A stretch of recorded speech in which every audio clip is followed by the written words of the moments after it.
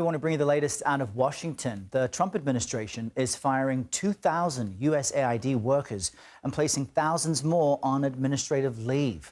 This comes after a judge lifted a block on the president's plan to dissolve agency operations. And it applies to direct hires deemed non-essential. That's according to an email sent from the Office of the Administrator and reviewed by CBS News. USAID is restarting voluntary agency-funded return travel for impacted employees overseas. Meantime, take a look at this. It's a post on X from Elon Musk saying that federal employees would need to respond to an email outlining what they accomplished last week. Anyone who fails to respond, it says, will be deemed to have resigned. Let's bring in CBS News correspondent Natalie Brand following this for us at the White House. Natalie, what can you tell us about that email and the kind of varying advice from different departments on how staff should reply to it? Good morning, Errol. That's what's really interesting about this.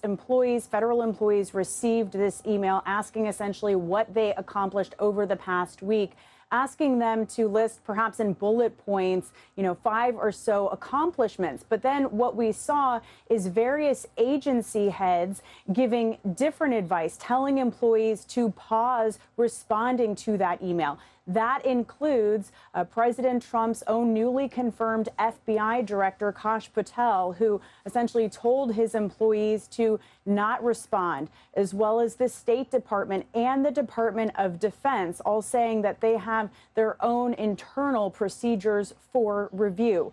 This comes despite President Trump at CPAC over the weekend, essentially urging Elon Musk to get even more aggressive with his efforts to reduce federal employees within the workforce. Again, telling him, praising the work that he's done so far, telling him to even go further. But again, now we are seeing some pushback from agency heads to this latest directive from Elon Musk. I also, Errol, want to note a new tweet from Musk this morning. This is on a separate topic, that executive order essentially telling employees that they have to return to work in person. He said those who ignored President Trump's executive order to return to work have received over a month's warning. Starting this week, those who fail to come to the office will be placed on administrative leave. So we don't know what kind of number of employees, the pool of employees this might affect, but this is, again, yet another initiative by the Department of Government Efficiency to try to further reduce staffing government-wide. And Natalie, it's impacting so many people. It's changing their lives. People at USAID, for example, you've got the thousands who are fired, more being put on administrative leave. They've got, family with them overseas.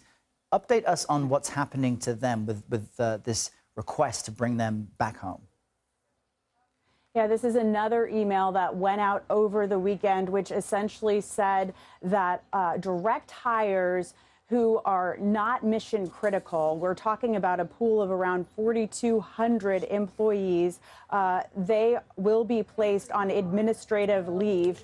And then an additional 2,000, we've learned, will be potentially fired as part of a reduction in force procedure. This all comes, Errol, as you noted. Remember, earlier this month, a federal judge had essentially told the Trump administration that these employees had to be reinstated, temporarily blocking the administration's efforts to further reduce USAID. Well, late Friday, the judge ruled against extending that temporary stay, allowing the Trump administration to move forward with these efforts. And as we've reported, Errol, the Trump administration, there are plans in the works, it appears, to merge USAID with the State Department and significantly reduce the number of employees and funding.